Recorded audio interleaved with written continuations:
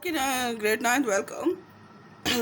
बच्चे आज का हमारा टॉपिक है election of 1965 with the imposition of constitution 1962। कहते जैसे ही 1962 के आइन का निफाज हुआ उसके साथ ही डिफरेंट पॉलिटिकल पार्टीज़ जो थी, मुख्तलिफ जो पार्टीज़ थी पाकिस्तान की, स्टार्ट देयर एक्टिविटीज़ कि जैसे ही इलेक्शन होता है आपको पता है कि पता चल जाता है कि हाँ जी इलेक्शन हो रहे हैं तो आइन का निफाज हो जाता है तो इलेक्शंस कहते हैं। तो उन्होंने क्या किया, सारी पार्टीज़ ने क्या किया कि अपने अपना जो है वो सरगर्मी शुरू कर दी, एक्टिविटी तेज़ कर दी कि हम लोगों ने भी हिस्सा लेना है, हम लोगों ने भी जीतना है, तो वो अपना काम तो वो करेंगे। तो फिर क्या हुआ कि जो ओल्ड लीडर्स थे मुस्लिम लीग के, उन्होंने एक पार्टी का कन्वेंशन बुलाया, यानी एक उन्होंने इजलास बनाया मुस्लिम लीग ने कि जो जितने भी पुराने लीडर्स थे उन्होंने एक इजलास बनाया। उनमें सबसे एक इम्पॉर्टेंट जो अहम लीडर थे चौधरी थे Khaliquzzaman. Convention elected Ayub Khan as president of Muslim League. तो उन्होंने कहा कि कन्वेंशन ने कहा कि वो अयूब खान यानी जो सदर अयूब थे उन्हें सदर के तौर पर यानी मुस्लिम लीग के सदर के तौर पर हम लोग उनको चुनते हैं। तो बट दिस डिसीजन, लेकिन ये फासला जाहिर सी बात है हर किसी के अपने अपने राइट होते हैं, तो ये जो फैसला था ये तमाम लोग जो थे उन्हें मंजूर नहीं था। Not acceptable to all members of the Muslim League, कि मुस्लिम लीग के जितने भी लोग थे उनमें से सारे इस बात को नहीं मान रहे थे, नहीं कह रहे थे कि कोई भी नहीं राज़ी था कि अयूब खान को मुस्लिम लीग का सदर जो है वो बना दिया जाए। तो फिर उसका क्या रिएक्शन हुआ कि जो मियाँ मोहम्मद जो थे मियाँ मुमताज़ दौलताना, उन्होंने क्या किया कि ढाका में मुस्लिम लीग का जो था वो इजलास बुलाया कि आप बैठ के फैसला करते कि क्या होगा।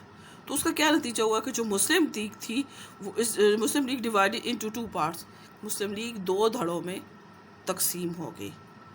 एक का नाम रखा गया नंबर 1 पे कन्वेंशन मुस्लिम लीग, जबकि दूसरी का नाम रखा गया कौंसलर मुस्लिम लीग। यानी मुस्लिम लीग जो डिवाइड हो गई, एक का नाम रख दिया कन्वेंशन मुस्लिम लीग, दूसरी का नाम रख दिया कौंसल मुस्लिम लीग। दो हिस्सों में तकसीम हो गई है मुस्लिम लीग। अच्छा जी, अब ये था कि यहाँ पर अब आगे कहते हैं कि प्रेसिडेंशियल जो इलेक्शन से जो सदारती इंतखाबात थे हमारे पास, उनमें अयूब खान के मुकाबले में आ रही थी मिस फातिमा जिन्ना जो कि कायद आज़म की बहन थी। यानी जो सदारती इंतखाबात 65 के होने थे उनमें अयूब खान के मुकाबले में मिस फातिमा जिन्ना थी जो कि कायद आज़म की सिस्टर थी। और जितनी भी जो अपोजिशन यानी हिज़्ब इख्तिलाफ की जितनी भी पार्टीज़ थी, अपोजिशन जो पार्टीज़ थी सपोर्टिंग मिस फातिमा जिन्ना, इसके जो कहते हैं जिनमें जो था इन जमातों में मुस्लिम लीग के अलावा कौन कौन था जी? कौंसल एक मुस्लिम लीग, एक दूसरे नंबर पे जमीयत इस्लामी थे, तीसरे नंबर पे अवामी लीग थी, चौथे नंबर पर नेशनल अवामी पार्टी वगैरह जो थी, ये सारी थी जो उसके मुस्लिम लीग जो के मुस्लिम लीग जो थी वो कन्वेंशन जो मुस्लिम लीग थी उसके मुकाबले में कौंसल मुस्लिम लीग, जमीयत इस्लामी, अवामी लीग, नेशनल अवामी पार्टी जो थी वो मिस फातिमा जिन्ना को फेवर कर रही थी। अच्छा, in this elections governors of East and West Pakistan unity member, अब यहाँ पे कहते हैं कि ये जो इलेक्शंस हुए इनमें बीडी मेंबरान को शामिल किया गया। यानी जो प्रेसिडेंशियल इलेक्शन से इनमें बीडी मेंबरान जो थे वो ही इलेक्ट करने वाले थे। यानी जो बीडी मेंबरान को उन्होंने बताया था कि जो बेसिक डेमोक्रेसी के जो लोग होंगे 80,000 या 120 जितने भी थे, उनका ये कहा गया कि ये जो है ये पार्टी की ये जो 80,000 या 120 दो है, क्योंकि तो बाद में इनको 120 कर दिया था। तो कहते ये 120 जितने भी हैं यही लोग जो है ये सिर्फ सदर का चुनाव करेंगे। और तो फिर क्या हुआ कि जो 20 करोड़ अवाम के मुकाबले में 80,000 लोगों को दबा लेना ज़्यादा आसान होता है। तो जो गवर्नर्स थे, क्योंकि उस वक्त तो जो सारी भी जितने की जितनी पावर थी कि वो सदर के पास थी, तो फिर जो गवर्नर थे उन्होंने क्या किया कि जो गवर्नमेंट की मशीनरी थी उसे सदर अयूब खान की फेवर में और मिस फातिमा जिन्ना के अगेंस्ट में खूब इस्तेमाल किया।